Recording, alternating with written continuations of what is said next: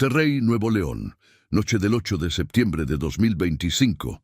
La lluvia caía con tanta fuerza que las calles parecían ríos. El agua subía rápido, inundando casas, arrastrando carros, borrando las líneas entre calle y barranco. En un pequeño departamento de la colonia Independencia, una joven de 27 años estaba atrapada, con el agua hasta las rodillas, sin luz, sin señal en el celular, y con miedo de algo peor que la tormenta. El único que no se separó de ella ni un segundo, el único que se interpuso entre ella y el peligro, no fue un vecino, ni un policía, ni un familiar. Fue un perro mestizo al que muchos habían visto vagar por las calles, pero que esa noche se convirtió en la única razón por la que ella seguiría viva. La historia de esta noche no comienza con la lluvia, sino con el silencio. Ella se llama Lucía. Llegó a Monterrey desde un pueblo de San Luis Potosí buscando trabajo y una vida mejor. Trabajaba en una tienda de abarrotes, vivía en un departamentito de un cuarto y la mayor parte del tiempo se sentía sola. Hace un par de años conoció a alguien que le ofreció lo que ella más deseaba: compañía. Su nombre era Andrés. Al principio fue amable, atento, siempre con palabras bonitas. «Tú no estás sola, chula, yo voy a cuidar de ti», le decía. Lucía, con el corazón lleno de cicatrices invisibles, quiso creerle. Con el tiempo, Andrés se fue metiendo en su vida como el agua en las grietas, primero con detalles, luego con opiniones, después con control. «No me gusta que hables con ese compañero de trabajo. ¿Por qué te tardaste tanto en regresar? Si me quisieras, harías caso». Los vecinos no escuchaban gritos todas las noches.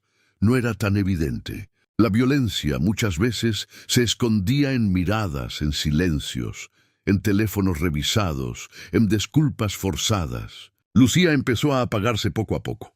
Sonreía menos, hablaba menos, se acostumbró a cuidar cada palabra. Nadie parecía notar lo que pasaba detrás de esa puerta, excepto un perro que por meses había observado esa calle desde la banqueta. El perro había llegado a la colonia Independencia como llegan casi todos los perros callejeros, desde quién sabe dónde. Era un mestizo de tamaño mediano, pelaje negro con el pecho blanco, ojos color miel. Cojeaba un poco de una pata trasera, señal de algún golpe o accidente pasado. Los niños lo llamaban de distintas maneras: negro, manchas, cojo. Nadie se ponía de acuerdo, así que el perro respondía a todos y a ninguno. Lucía lo veía a menudo desde su ventana. Todas las noches, más o menos a la misma hora, el perro se echaba cerca del poste de luz frente a su edificio. No ladraba mucho, solo observaba. Una vez, saliendo del trabajo, Lucía lo encontró buscando comida en una bolsa de basura rota. Se le quedó viendo un momento. En esos ojos cansados reconoció algo que sentía dentro de sí misma: hambre, cansancio y una voluntad silenciosa de ser visto. Sacó un pedazo de pan que le había sobrado del almuerzo. «Toma», dijo tímida. El perro se acercó con cuidado, olfateó, comió, y luego la miró, como si quisiera guardar su rostro en la memoria. A partir de ese día, cada vez que podía, Lucía le dejaba algo: arroz, tortilla, un pedacito de pollo. «Si te sigo dando de comer te vas a acostumbrar, ¿eh?», murmuraba medio en broma, medio en serio. El perro movía la cola despacio, como si dijera: «No me acostumbro a la comida, me acostumbro a ti». Una tarde, después de una discusión más fuerte de lo normal con Andrés, Lucía salió al pasillo con los ojos rojos de tanto llorar. Se sentó en las escaleras, sin fuerzas para volver al cuarto. El perro apareció en silencio. Se acercó, se sentó a su lado, no hizo trucos, no pidió comida, solo se quedó ahí. Lucía sintió por primera vez en mucho tiempo que alguien se quedaba con ella, sin pedir nada. «Creo que tú eres el único que me escucha, ¿sabes?», susurró. Ese fue el comienzo de algo que ni ella ni el perro podían imaginar. Una alianza silenciosa que, meses después, le salvaría a vida. Con el paso del tiempo, la relación con Andrés se fue volviendo más oscura. Celos por todo, comentarios humilhantes, empurrões que ele chamava de brincadeira. Portas batidas, copos quebrados. Lucia, como muitas pessoas, tinha vergonha de contar a alguém. Va a cambiar, solo está estressado, se repetia. El perro, que ya respondía al nombre de Lucas, porque así empezaron a llamarlo algunos niños, copiando a Lucía. Veía todo desde su lugar de siempre frente al edificio. No entendía de discursos, entendía de tonos. Quando Andrés chegava gritando, Lucas se levantava, ficava em alerta, caminhava inquieto perto da porta. Às vezes, emitia um rosnado baixo. Em uma noite chuvosa de junho, a coisa passou de um limite que não deveria ter sido cruzado. Desde a rua, alguns vizinhos ouviram um som seco, seguido de um choro sufocado. Lucas, embaixo da janela, começou a latir nervoso. Latiu, andou em círculos, olhou para cima. Ninguém saiu. Ninguém bateu na porta. Na manhã seguinte, Lucia apareceu com um óculos escuro e uma desculpa pronta. Me caí nas escaleras. Ninguém insistiu. Mas Lucas continuou latindo toda vez que Andrés levantava o tom. Era como se dissesse ao bairro inteiro: algo está mal aqui dentro. Poucos dias depois, Monterrey começou a receber alertas de outro tipo de perigo. Uma tormenta forte se aproximava. As notícias falavam de rios que poderiam se desbordar, cales que poderiam convertir-se em correntes perigosas. Lucía, absorta en su tormenta personal, casi no prestó atención a la del clima. No sabía que ambas tormentas estaban a punto de chocar en la misma noche. El 8 de septiembre de 2025, las nubes sobre Monterrey se pusieron casi negras. La lluvia empezó en la tarde, tímida, como tantas otras veces, pero en cuestión de horas se volvió un diluvio. Noticias alertando sobre el río Santa Catarina. Videos en redes de carros flotando. Sirenas a lo lejos. Lucía estaba sola en el departamento. Andrés había dicho que saldría con unos amigos. Ella sentiu alívio e medo ao mesmo tempo. Lucas estava deitado no lugar de sempre, embaixo do poste, mas desta vez completamente encharcado. A água corria pela rua como se estivesse descendo uma rampa. Lucía olhou pela janela. "Ven acá, te vas a enfermar", murmurou. Desceu, abriu a porta do prédio e fez um gesto. Lucas, depois de hesitar um segundo, entrou rápido, chacoalhando a água do pelo. Subiram juntos as escadas. "Solo por esta noche, ¿eh?", disse ela, deixando-o entrar no pequeno quarto. A luz piscou uma vez, duas, depois apagou. O quarto ficou a meia escuridão, iluminado apenas por relâmpagos que de vez em quando riscavam o céu. O barulho da chuva no telhado e da água nas ruas era ensurdecedor. Lucía sentou na cama, abraçou os joelhos. Lucas se deitou perto da porta, como um guarda de plantão. Passaram-se minutos, talvez horas. De repente, um som diferente se misturou ao rugido da chuva. O som de água entrando por um lugar onde não deveria. Lucía sentiu algo frio tocar seus pés. Baixou o olhar. O piso estava ficando molhado. "Te está metendo el agua?", murmurou incrédula. Correu até a porta. Abriu. O pasillo já tinha uma lâmina de água correndo, descendo as escadas. Ela morava no primeiro andar. Não no térreo, mas a quantidade de água subindo era assustadora. O telefone não tinha sinal. A luz continuava apagada. E Andrés não dava notícias. Lucas se levantou inquieto. O instinto lhe dizia que o perigo já não estava só detrás de uma voz masculina, mas também debaixo de seus pés. Em poucos minutos, a água dentro do quarto chegou aos tornozelos. Os móveis começaram a ranger. Coisas leves boiavam, um sapato, um saco plástico, um caderno. Lucía entrou em pânico. "Lá, que hago? Subo al techo, salgo", pensava, sem saber por onde escapar. Nisso, ouviu outro som, passos apressados nas escadas, e uma voz que conhecia bem. "Lucía, ábreme!", gritou Andrés com tom de ordem, não de preocupação. Ela gelou. Aquele homem que tantas vezes havia sido tormenta dentro do quarto, agora estava do lado de fora, em meio à tormenta real. Lucas rosnou baixo. Lucía ficou parada, sem saber se abria ou não. A água seguia subindo.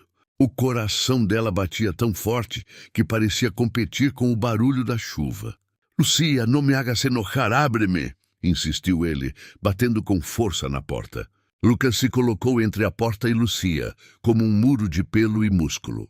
A jovem olhou para o cão, depois para a água, depois para a porta. Era como se tivesse que escolher entre dois perigos. Naquele segundo, sentiu algo que não havia sentido em muito tempo. Alguém estava do lado dela. Não um humano, um cão. "No voy a abrir", murmurou quase sem voz, mas com uma decisão nova. Do outro lado, os golpes ficaram mais fortes. "Te dije que abras." Lucas latiu, desta vez com um tom que Lucia nunca tinha ouvido nele. Era um latido grave, firme, de advertência. A água já chegava quase aos joelhos. Lucia sabia que tinha que sair dali, mas também sabia que abrir a porta naquele momento poderia significar outro tipo de violência. Então, fez algo que jamais pensou que faria. Pegou algumas coisas básicas, uma mochila com documentos, o celular, uma garrafa de água, olhou pela janela e decidiu que a saída não seria a porta.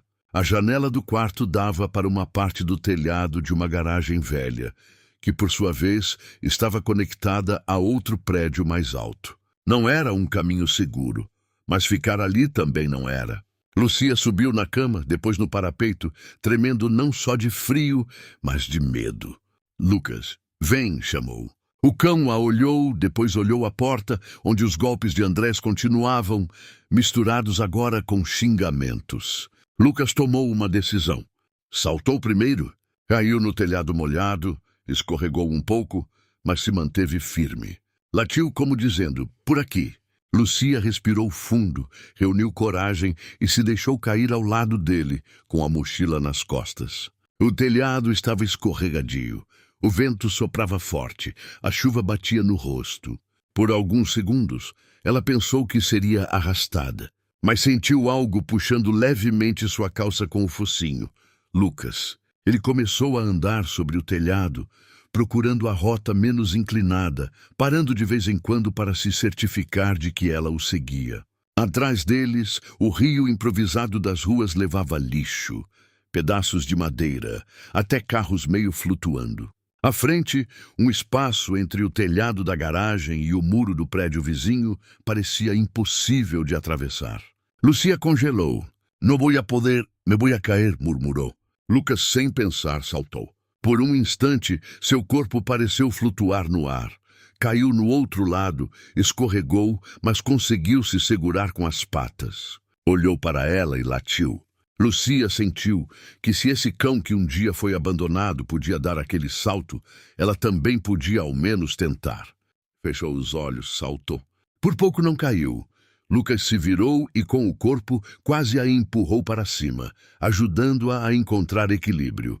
Molhados, tremendo, os dois foram avançando até alcançar uma escada metálica que levava ao telhado de um prédio mais alto. Lá em cima, vários vizinhos se juntavam, olhando a cidade meio submersa. "De onde salieram?" perguntou uma senhora, vendo Lucia chegar encharcada, seguida por um cão negro de peito branco. Lucia não conseguiu responder de imediato. Estava sem fôlego, não só pelo esforço, mas pelo peso de tudo o que deixara para trás naquela janela. Depois da tormenta, a verdade aparece. Horas depois, ao amanhecer, a chuva finalmente começou a diminuir.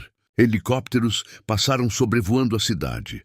Botes de resgate percorriam algumas ruas mais baixas. No telhado, as pessoas se ajudavam com cobertores, café em garrafas térmicas, palavras de consolo.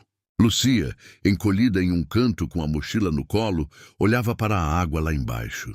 Lucas descansava com a cabeça em suas pernas. Uma vizinha mais velha se aproximou. "Mija, tú eres la que vive en el primer piso, ¿no? Con el muchacho ese", perguntou com cuidado. Lucia hesitou, mas algo nela começou a cansar das mentiras. "Vivia", corrigiu baixinho. A mulher olhou para ela, depois para o cão.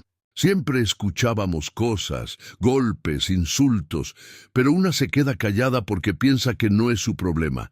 Este perro era el único que siempre ladraba cuando empezaban los gritos", dice, con culpa na voz. Lucia acarició o pelo molhado de Lucas. "Él fue el que me hizo entender que sí estaba pasando algo. Cada vez que él se ponía nervioso, yo sabía que no estaba loca, que no estaba exagerando. murmurou. Um jovem de outro prédio se aproximou também. Cuando el agua empezó a subir, vi que él estaba ladrando hacia tu ventana.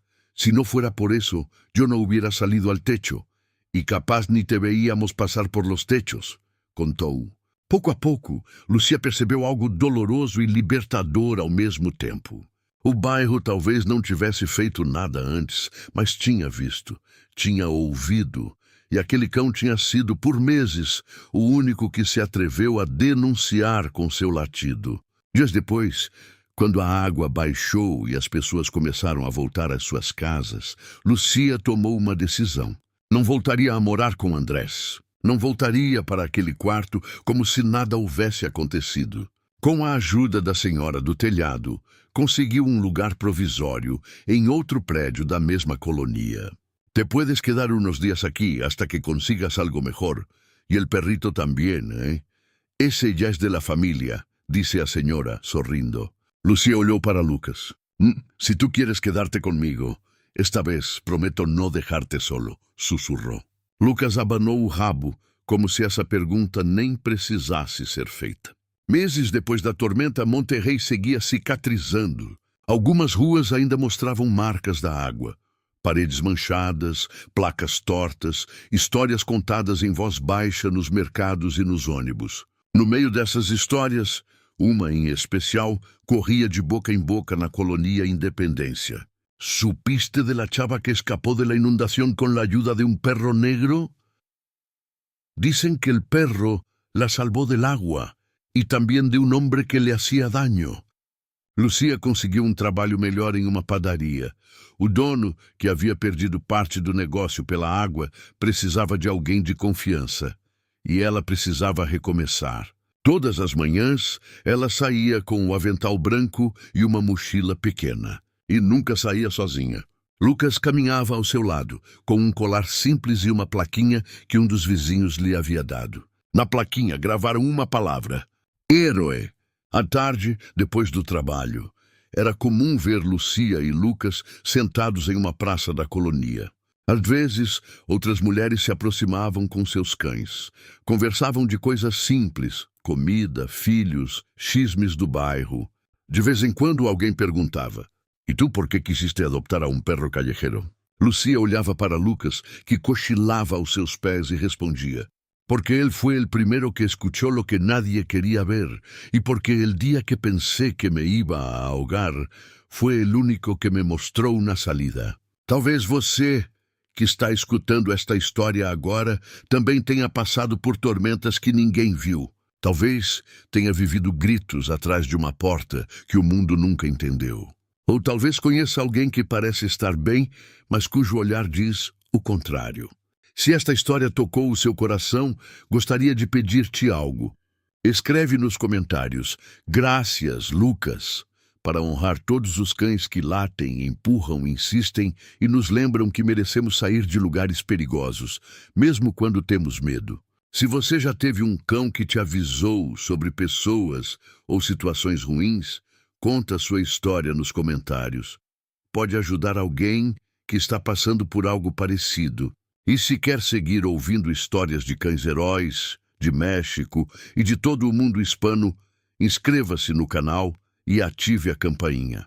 Aqui, cada semana, lembramos que às vezes o primeiro a perceber que algo não está bem é um cão que simplesmente se recusa a nos deixar sozinhos. Porque esta não é só a história de uma inundação em Monterrey. É a história de como um cão que ninguém notava se tornou a voz que faltava. E o guia que mostrou que sempre existe uma saída.